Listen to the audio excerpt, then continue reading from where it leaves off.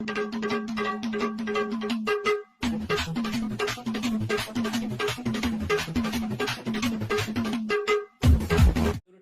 तो पता था क्या हो रहा है। पैर कांप रहे थे, पसीने माथे पे थे और हमसे शाह महमूद साहब ने कहा, फॉरेन मिनिस्टर साहब। और मालदीव से तनाव के बीच चीन का बड़ा बयान सामने आया है। ये बड़ी खबर, चीन ने कहा है कि भारत के खिलाफ मालदीव को कुछ नहीं कहा।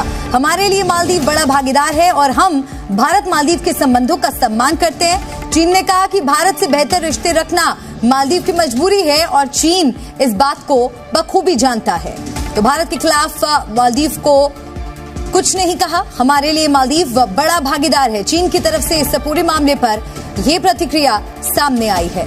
चाइना के एम्बेसडर, उनकी एक स्टेटमेंट भी इस वक्त बड़ी डिस्कस की जा रही है, लेकिन हो सकता है चाइना को पता हो और चाइना चाहता हो कि ताल्लुकात अच्छे हों, कि ठीक है इस तरह की स्टेटमेंट्स आप जारी करें। क्या करेंगे, हमने ट्रेड करनी है, हमारी ट्रेड इतनी बड़ी, हम क्यों झगड़ा मोल लें किसी से, झगड़ा वगड़ा ख़त्म करें, आप चलें इस तरीके से।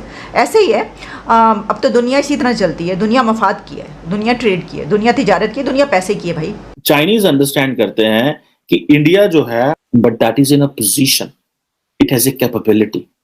वो कहते हैं ना कि when someone has a capability, its intention can change overnight or its capacity can increase further. हम लोग ना, ये देखिए, ये पता नहीं क्या है, हम लोग भी, और अच्छी बात है जो हम लोग करते हैं। हमने बांग्लादेश आजाद करा, राइट? ईस्ट पाकिस्तान था, उसको बांग्लादेश बनाया, हमने नहीं लिया, हमने नहीं ली वहां की जमीन।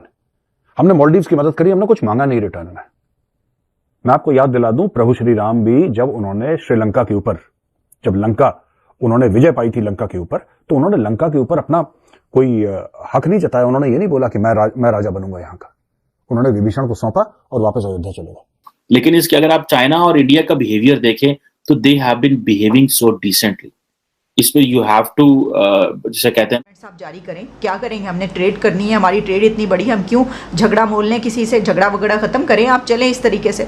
ऐसे ही है, अब तो दुनिया इसी तरह चलती है। दुनिया मफाद की है, दुनिया ट्रेड की है, दुनिया तिजारत की है, दुनिया पैसे की है भाई। वो पैसा, तू पैसा करती है, क्यों पैसे पे मरती है, ये वाली।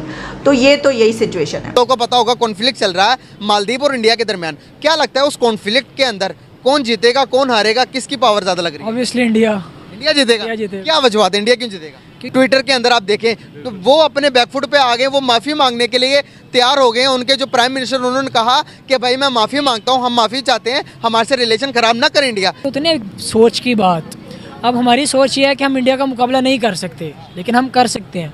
अब मैं बाहर होके आया हूँ ना, तो वहाँ पे हो गया है, मैं ईरान इराक होके आया हूँ मैं, ठीक है। वहाँ पे ना कोई बंदा मिला ना इंडियन मुझे, तो इंडियन मुसलमान ही है वहाँ पे मिला है, तो उसने इंडिया की साइड लिया, पाकिस्तानी मुस्लिम साइड उसने नहीं ली।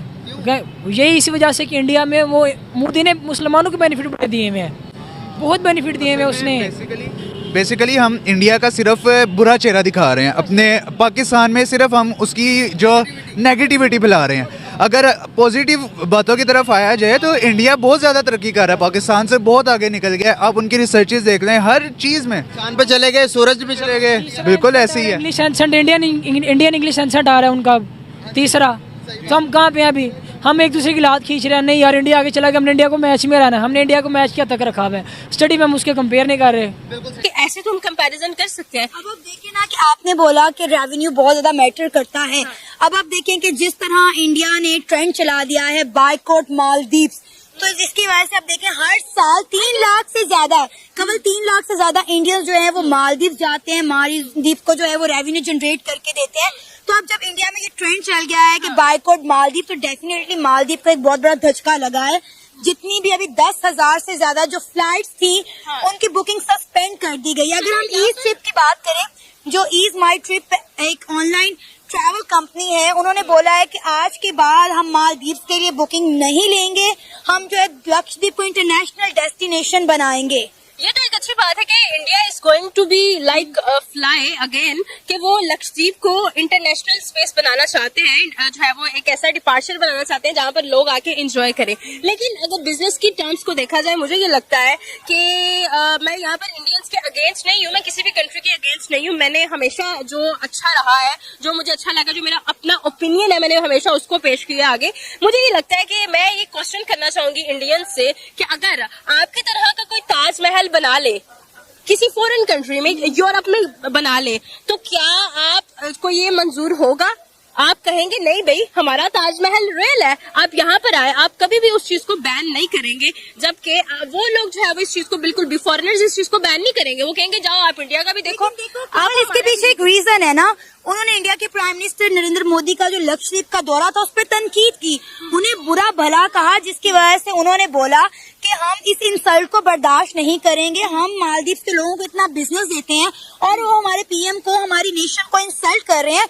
तो ये सब रिएक्शन है उस इंसल्ट का जो उनके वुज़रा ने की, उनके 3 वुज़रा ने की, इंडिया के प्राइम मिनिस्टर नरेंद्र मोदी की और इंडियंस की। यहाँ पर 2 फैक्टर्स हैं। यहाँ पर डिप्टी जो मिनिस्टर्स हैं उन्होंने जब खिलाफ बोला, आई नो, तो that is not a good thing, लेकिन positivity always attracts more than negativity, ठीक है। तो मुझे ये लगता है कि इंडिया का जो फैसला है किसी हद तक ठीक है, लेकिन अगर आप ज्यादा आगे जाकर देखते हैं तो मुझे वो उतना सक्सेसफुल होता हुआ नजर नहीं आता। I want wish to India कि उन्होंने जो है वो ये स्टेप लिया है, बट द थिंग इज कि उसको इंटरनेशनली अगर आप एक्सप्लोर करवाना चाहते हैं तो आप बैन मत लगाइए। अगर आप एक चीज को बॉयकॉट करेंगे, आपके इंडियंस जो है वो आके कर जाएंगे, लेकिन स्पेसिफिकली आपका जो तबका है ना, एलीट क्लास, वो मालदीव्स को फिर भी बॉयकॉट नहीं करेगा। ये आप इस चीज को समझे, साढ़े आस्ते से एमसी बैन होता है ना, सिर्फ राज्य के खाने, तो आप जिस चीज को बैन करेंगे आप ये ना समझे कि इंडियंस अगर बाइकआउट कर रहे हैं तो आप देखिए रेशियो किसकी है। मिडिल क्लास लोग अगर कर रहे हैं वो तो ऑलरेडी अफोर्ड नहीं करते मालदीव जाना, आपकी एलीट क्लास सबका उसको अफोर्ड करके जो इजीली वहां पर जाकर रहे, ऐश करे, वैश करे, तो there is a difference. I guess कि उसको बैन नहीं करना चाहिए, उसको सबके लिए खोलना चाहिए ताकि सब उसको एक्सप्लोर कर सके। और अगर आप चाहते हैं कि ज्यादा सक्सेसफुल हो तो उन्हें मालदीव्स में और लक्षद्वीप में डिफरेंस दिखाओ। आप एक चीज दिखा रहे हो, दूसरी हाइड कर रहे हो, लोग डिफरेंस कैसे देखेंगे? तो अभी तो कवल मेरा ख्याल ये है कि मालदीव्स में जितना ज्यादा टूरिज्म है, आपको लगता है कि इंडिया की गवर्नमेंट जो है वो लक्षद्वीप का इतना ज्यादा टूरिज्म हैंडल कर पाएगी? अभी स्टार्ट है, किसी भी चीज की इनिशियल स्टेज होती है तो डिफिकल्टी होती है और चीजें उस तरह से मैनेज नहीं हो पाती है, क्योंकि every great thing takes time. हर अच्छी चीज जो है वो वक्त लेती है और मुझे लगता है कि ये भी अभी वक्त लेगी।